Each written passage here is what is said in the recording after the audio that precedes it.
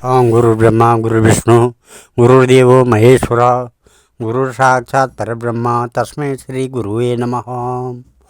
आदो देवकी देवगर्भजननं गोपीगिरिवर्धनं मायापूतन जीवतापहरणं गोवर्धनोद्धारणं कंसच्छेदन कौरवादिहननं कुन्तीसुतापालनम् एतत् श्रीमद्भागवतं पुराणकथितं श्रीकृष्णलीलामृतम्। ॐ निगमकल्पतरोर्गलितं फलं शुकमुखाद्रवमृतसंयुतं पिबत भागवतं रसमालया मुहुरहो रसिका भूरि भावुका। ओम श्रीमन्नारायण नारायण नारायण भजमन्नारायण नारायण नारायण लक्ष्मी नारायण नारायण नारायण बद्री नारायण नारायण नारायण। भगवान श्री कृष्ण चंद्र नारायण भगवान के चरण कमलों में नतमस्तक होकर के गुरु व्यास जी, गुरु श्री सुखदेव जी, गुरु श्री नारद जी, गुरु श्री माधवाश्रम जी के चरण कमलों में नतमस्तक होकर के हम ये श्रीमद् भागवत महापुराण के चतुर्थ स्कंद का 15वां अध्याय पढ़ रहे हैं, जो इस प्रकार है। इसमें महाराज पृथु का आविर्भाव और राजाभिषेक के बारे में कहा गया है। पहले राजा बेन को किस प्रकार से सारे ऋषियों ने श्राप दे करके उसको मार दिया था, और उसकी भुजा को मथने के बाद आगे की कथा ये है।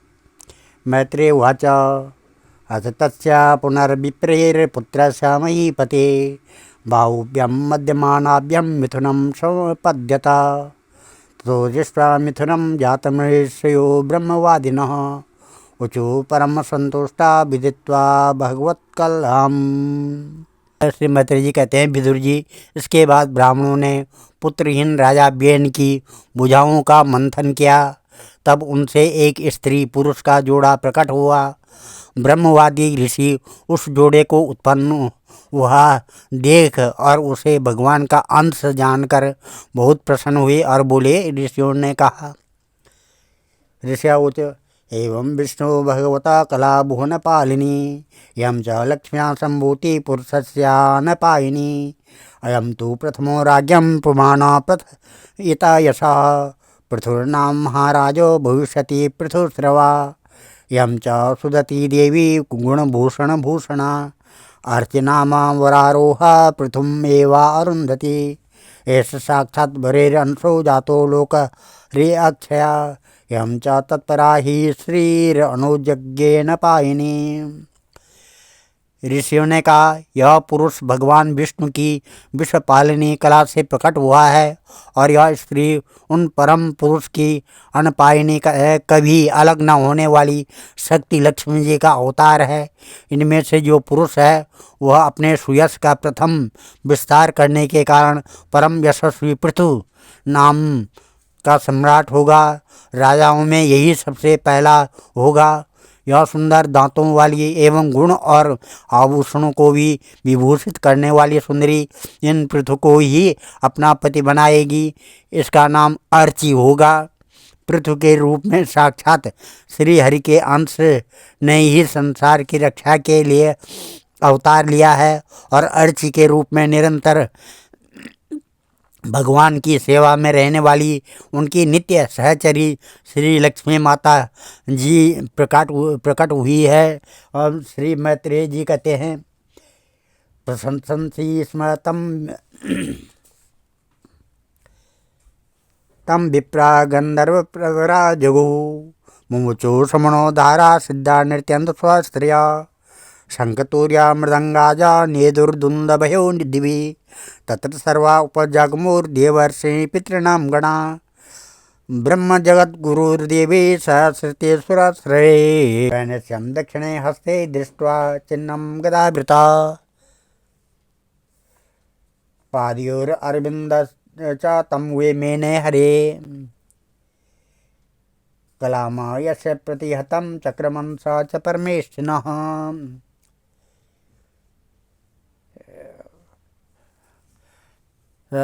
श्री मैत्रेय जी कहते हैं, विदुर जी, उस समय ब्राह्मण लोग पृथ्वी की स्तुति करने लगे। श्रेष्ठ गंधर्वों ने गुणगान किया, सिद्धों ने पुष्पों की वर्षा की, अप्सराएं नाचने लगी।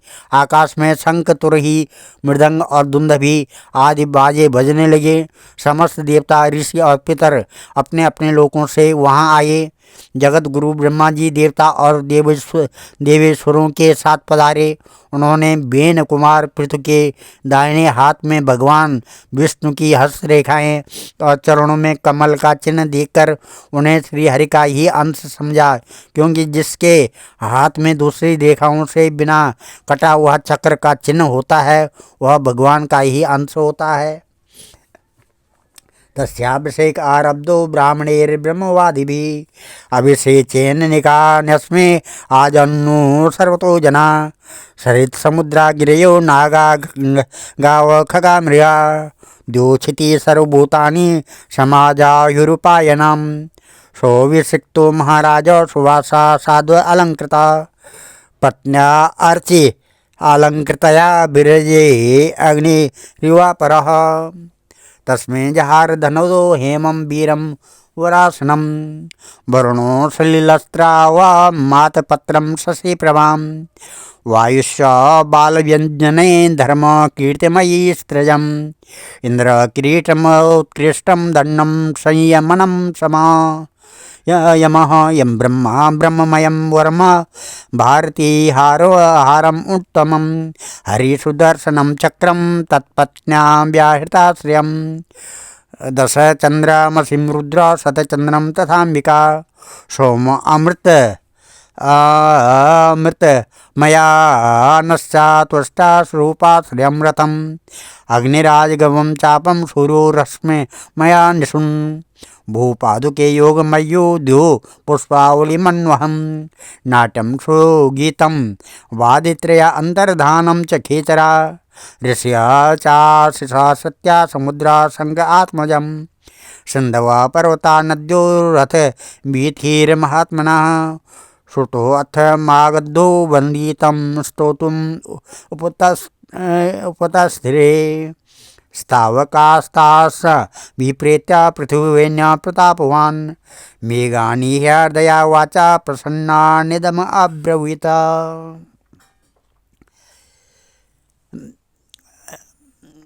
इस प्रकार से वेदवादी ब्राह्मणों ने महाराज पृथु के अभिषेक का आयोजन किया। सब लोग उनकी सामग्री जुटाने में लग गए। उस समय नदी, समुद्र, पर्वत, सर्प, गो, पक्षी, मृग, स्वर्ग, पृथ्वी तथा अन्य सब प्राणियों ने भी उन्हें तरह तरह के उपहार भेंट किए। सुंदर वस्त्र और आभूषणों से अलंकृत महाराज पृथु का विधिवत राजाभिषेक हुआ। उस समय अनेकों अलंकारों से सजी हुई महाराजी अर्ची के साथ वे दूसरे अग्निदेव के समान जान पड़ते थे। वीर विदुर जी, उन्हें कुबेर ने बड़ा ही सुंदर सोने का सिंहासन दिया तथा वरुण ने चंद्रमा के समान सफ़ेद और प्रकाशमय छत्र दिया, जिससे निरंतर जल की फूंदियाँ झरती रहती थी।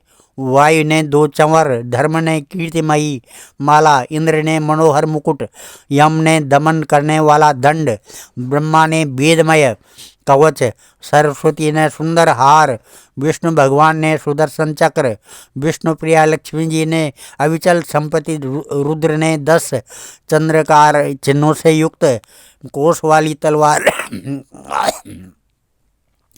अंबिका जी ने 100 चंद्राकार चिन्हों वाले ढाल, चंद्रमा ने अमृतमय अश्वत्थरष्टा, विश्वकर्मा ने सुंदर रथ, अग्नि ने बकरे और गो के सिंगों का बना हुआ सुदृढ़ धनुष, सूर्य ने तेजोमय बाण, पृथ्वी ने चरण स्पर्श मात्र से अभिष्ट स्थान पर पहुंचा देने वाली योगमयी पादुकाएं, आकाश के अभिमानी दो देवता ने नित्य नूतन पुष्पों की माला, आकाश बिहारी सिद्ध गंधर्व आदि ने नाचने गाने बजाने और अंतर्ध्यान हो जाने की शक्तियाँ, ऋषियों ने अमोघ आशीर्वाद, समुद्र ने अपने से उत्पन्न हुआ शंख तथा सातों समुद्र पर्वत और नदियों ने उनके रथ के लिए बेरोक टोक मार्ग उपहार में दिए। इसके पश्चात सुत, मागध और बंदीजन उनकी स्तुति करने के लिए उपस्थित हुए।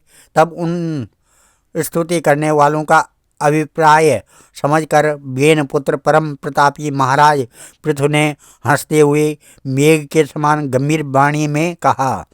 पृथु ने कहा, भूसुत हे मागध सौम्य बंदीर, लोके धुना स्पष्ट गुणस में स्यात्, किमाश्रयो में स्तव एष योजतां, मामय्य भुवन वितता गिरो वा, तस्मात् प्रोक्षे स्म उपसुता नीलम, करिष्यता स्तोत्रमपि च वाचा, सत्युत्तम श्लोक गुणानुवादे, जुगुप्सितं न स्तवन्ति सभ्या, मद्गुणा नात्मनि कर्तुमीश, कस्तावकेस्ताय व्यते शतोऽपि,